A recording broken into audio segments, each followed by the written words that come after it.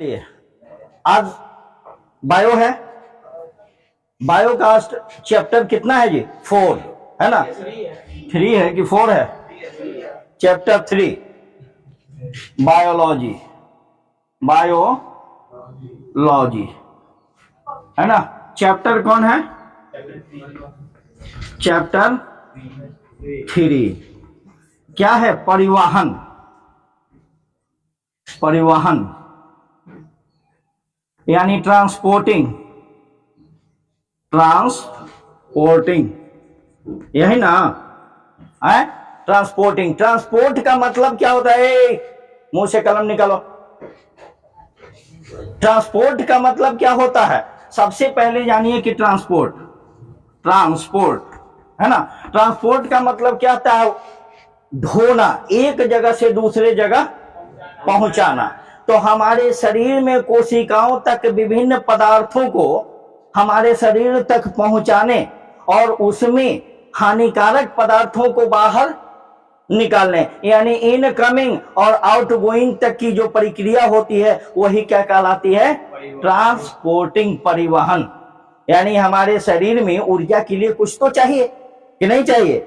चाहिए ना? तो उपयोगी पदार्थों को मूल स्रोतों से, इसका डेफिनेशन क्या होगा? इसका डेफिनेशन डेफिनेशन क्या होगा? किसी भी मूल स्रोतों से आवश्यक पदार्थों को हमारे शरीर तक पहुंचाने और शरीर में आवश्यक क्रियाओं के बाद अपशिष्ट पदार्थों को उससे बाहर निकालने की जो प्रक्रिया है, मूल रूप से वही कहलाता है क्या? परिवहन। अब आइए देखते हैं, स्क्रीन पे आपके आ रहा है परिवहन का डेफिनेशन, ये रहा। चलिए लिखिए, उपयोगी पदार्थों को उनके मूल स्रोतों से शरीर के प्रत्येक कोशिकाओं तक पहुंचाने और अनुपयोगी पदार्थों को शरीर के कोशिकाओं से और अनुपयोगी पदार्थों को शरीर के कोशिकाओं से बाहर निकालने की प्रक्रिया को परिवहन कहा जाता है। आइए देखते हैं, डेफिनेशन हो गया। अब डेफिनेशन जब हो गया तो बात उठती है कि हमने क्या क्या कोशिकाओं तक, तो कोशिकाएं तो पौधों में भी होती है और जीवों में भी होता है कि नहीं? तो कोशिकाओं, अब बात उठती है कि अभी हम परिवहन किस में पढ़ेंगे? पौधों में पदार्थों का परिवहन। अब आइए देखते हैं हम पौधों में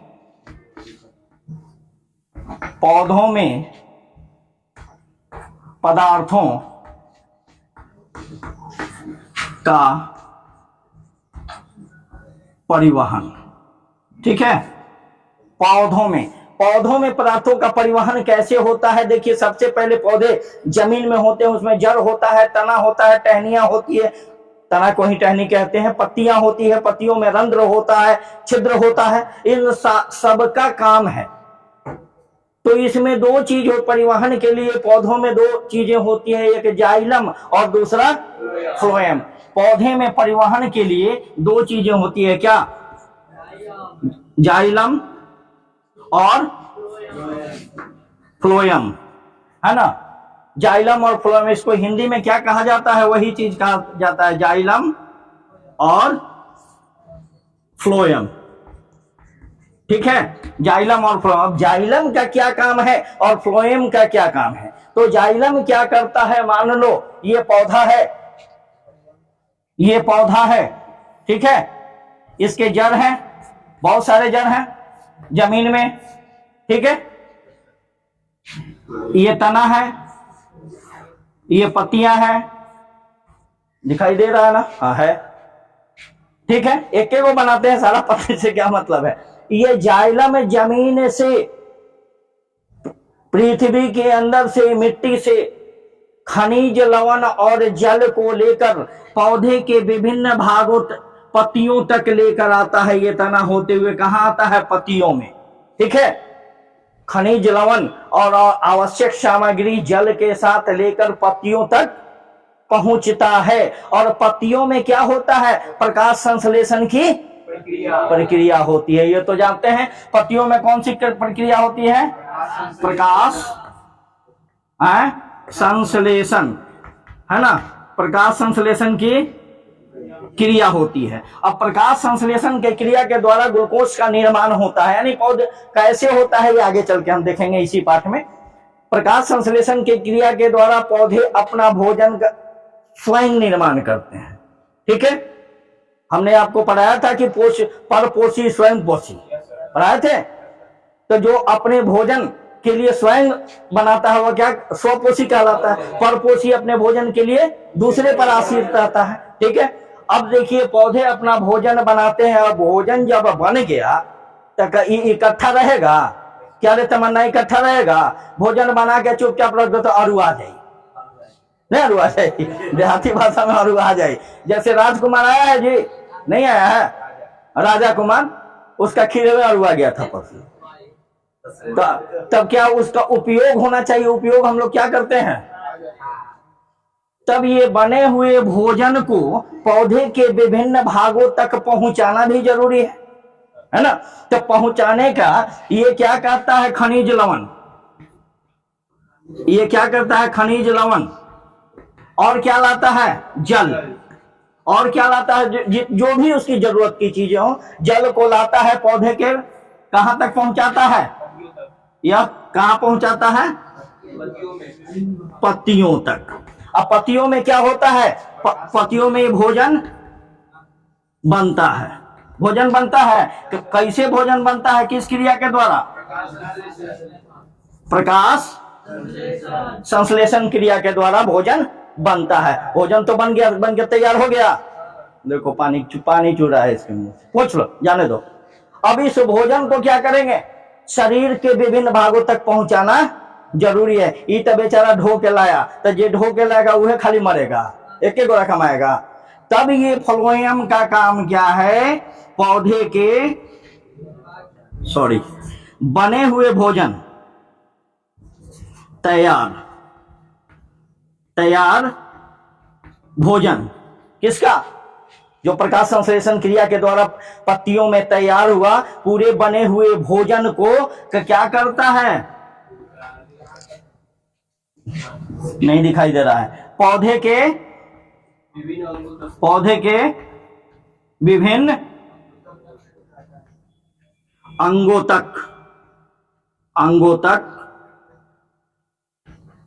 पहुंचाता है। समझ में आया? जाइलम का क्या काम है? परिवहन के लिए पौधे में कौन सा भाग होते हैं? 2 भाग है, 2 पार्ट है। देयर आर 2 पार्ट्स, है ना।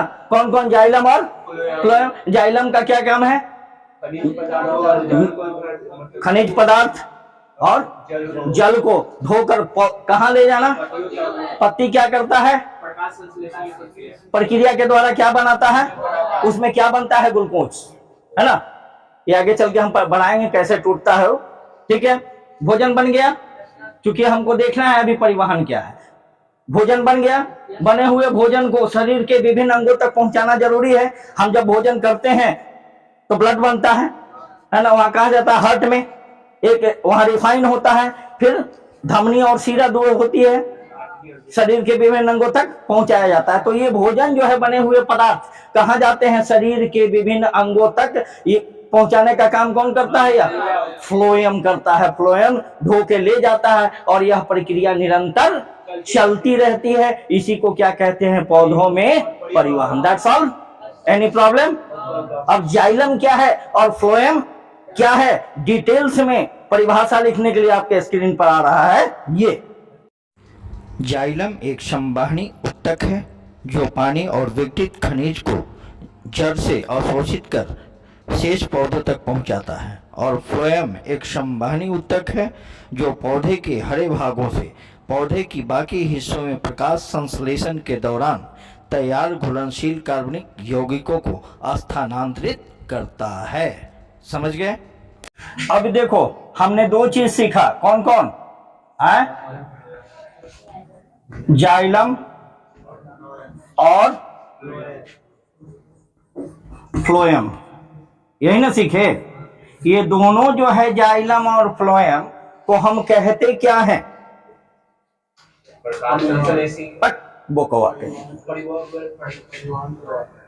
इसको कहा जाता है संवहन उत्तक। इसको क्या कहा जाता है? संवहन उत्तक, यानी ढोने वाला। ये नीचे से ढोकर ऊपर ले जाता है और वो ऊपर से ढोकर, ढोता तो दोनों है हर हाल में, है ना? कि नहीं ढोता है?